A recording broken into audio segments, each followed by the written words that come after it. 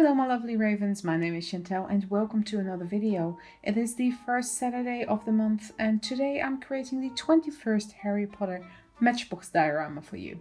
If you would like to catch up on all the other ones, I'll leave a link in the iCard section.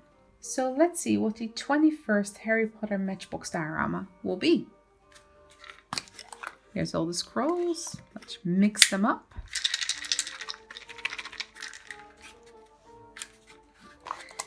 And it will be, let's open this up.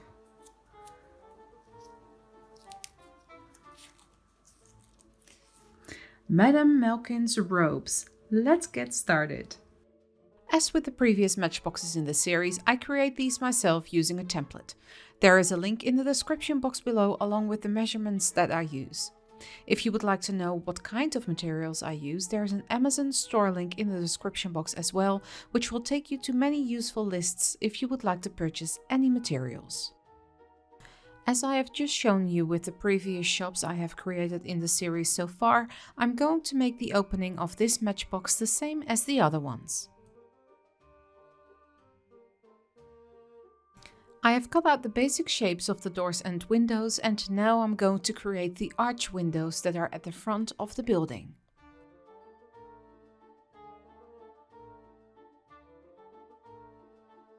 I always keep measuring everything throughout my projects just to make sure everything fits correctly before gluing it into place.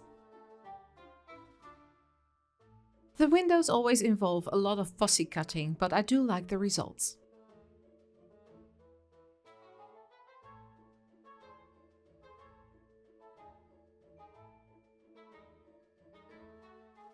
Now that one is completely cut out, let's cut another one.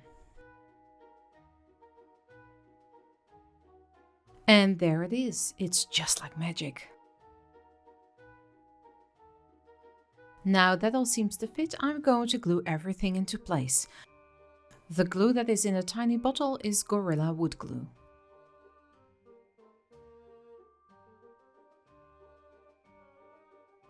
Madam Malkin was the owner of her own shop in Diagon Alley, which sold dress robes, traveling cloaks and even invisibility cloaks for wizards and witches, along with school uniforms for Hogwarts students.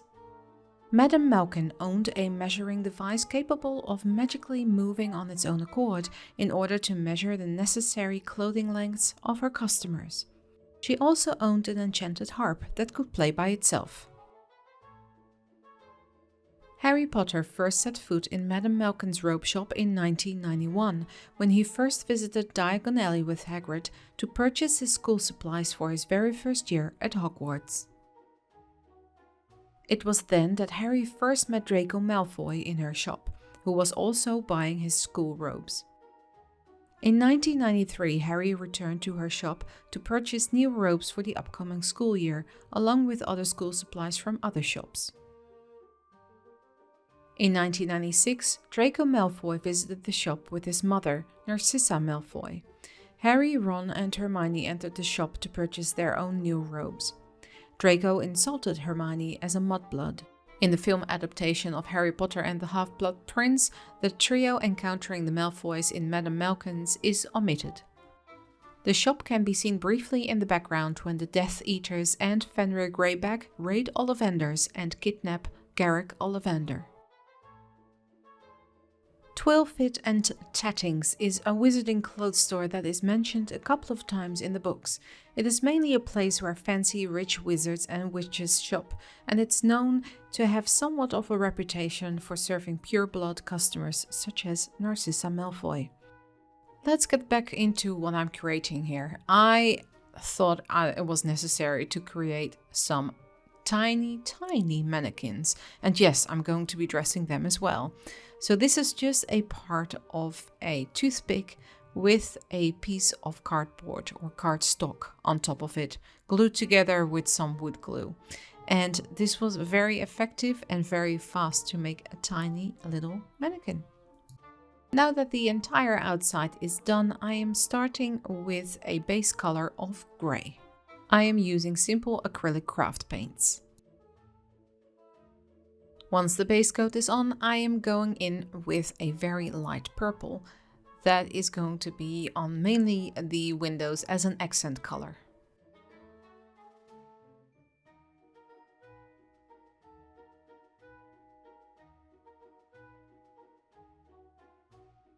I have to say most of these shops are either black, grey or purple. There is not many that are green or red, but I suppose purple is a pretty magical color. And I mean that for the movie imagery. So when you look at the illustrations by Jim Kay, they are very muted colors, but there's still all the colors of the rainbow in there. If you look at the Mina Lima books, the new Harry Potter books that they have designed, they are very, very much in Art Deco style and very, very poppy colors. What I'm applying here is some watercolor pencil just to bring out some of the details and shadows in those windows and also to add some texture to the rest of the building.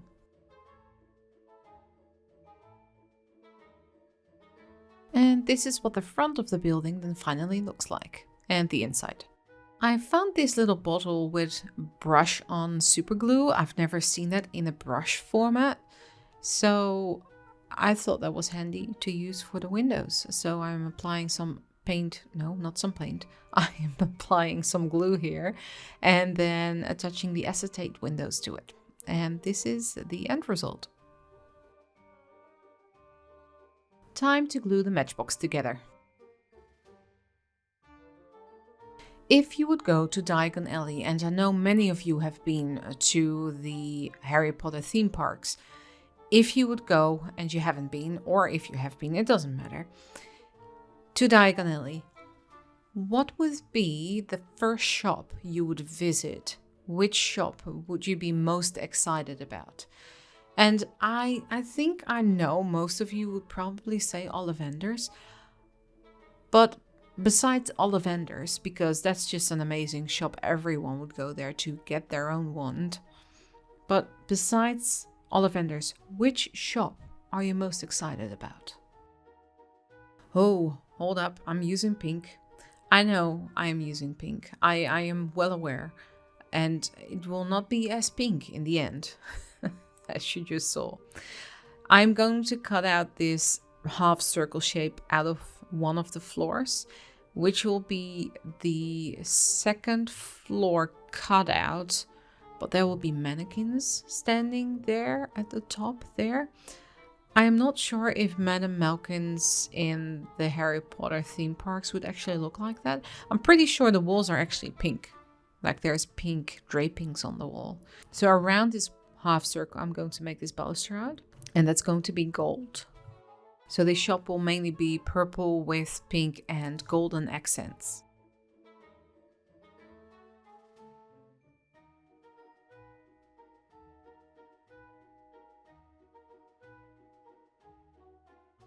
And for the gold, I am also using acrylic paint.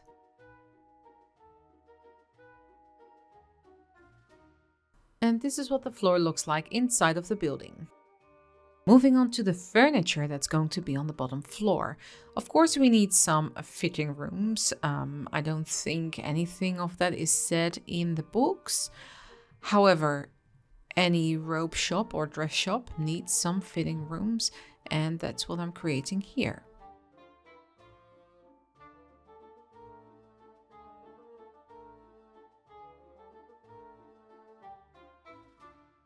If you go to the robe shop in the Harry Potter theme park, there is a mirror that talks, or at least that is what I've found on the internet. And that is the big mirror that I'm creating here. I'm just using some tin foil on a piece of cardboard, and I'm gluing that onto a larger piece of cardboard.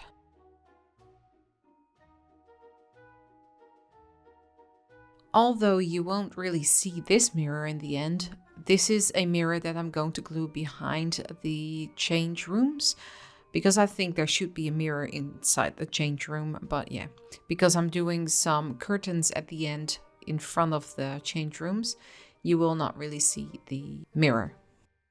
I've also made a little cabinet that you saw me show you before, and now it's on to the painting. I am painting all the furniture a dark brown. In case you didn't know, I am running an October challenge in the month of October, and I will be revealing the prompts on the 17th of September. This is all taking place on my Instagram, so please follow me over there as well if you haven't already done so. And here I am assembling the mirror.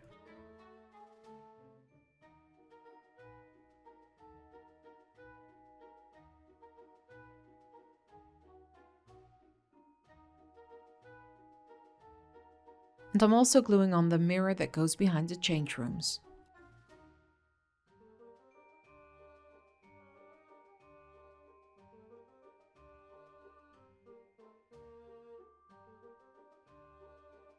Now you can't really see what I'm doing here, but I'm adding some shelving to the very top floor. I added this top floor as a storage area, so I'm just placing some random beads and some long glass beads as well that are colored. They kind of look like rolls of fabric that you see at the fabric store, so I just made a whole pile of them in various colors, and they glitter and glisten, so they kind of look like rolls of fabric in a magical store.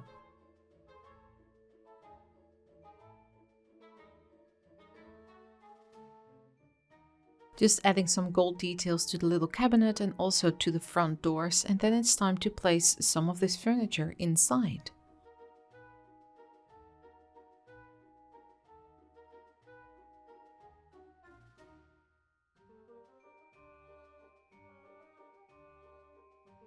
I found this very shimmery gold and pink gemstone bead, and I thought it was perfect to act as a lamp. I also added some tiny dinky flowers into that little pot over there. Then in front of the mirror and right next to it, I am placing these little floor stools that Harry and Draco stand on when they meet each other for the very first time at Madam Malkin's shop. And here I am adding the curtains to the change rooms. It was a little bit of a struggle because it's so tiny, but I got there in the end.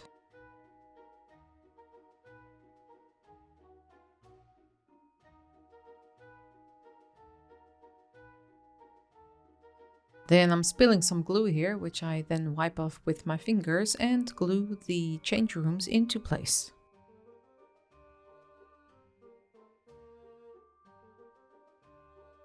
And of course there needs to be a big pink fluffy rug.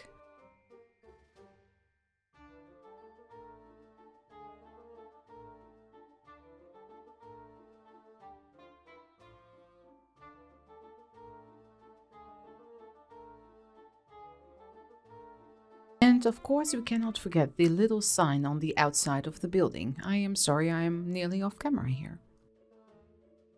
Then finally I am showing you how I'm dressing one of the mannequins. This was so fiddly that I'm only showing one. I think you get the gist. I am basically just gluing a piece of ribbon around the mannequin, and that is what I do for all the other pieces as well. And there we have a tiny little mannequin with something like a wrap and what it looks like inside of the matchbox. And I have made a few, just a few, and here they are. Now let's find out what the final diorama looks like. And this is it for the 21st Harry Potter Matchbox Diorama. Compared to most of the other ones, this was definitely a very colorful one. Please check out my other social media in the description box below. Like I mentioned before, the October challenge mini Spooktober will be taking place on my Instagram. And if you're new here, welcome! Don't forget to hit that subscribe and bell notification button so you don't miss out on any future videos. And of course, become part of the Raven family. Thanks so much for watching, stay safe, and I will see you all in the next one. Bye!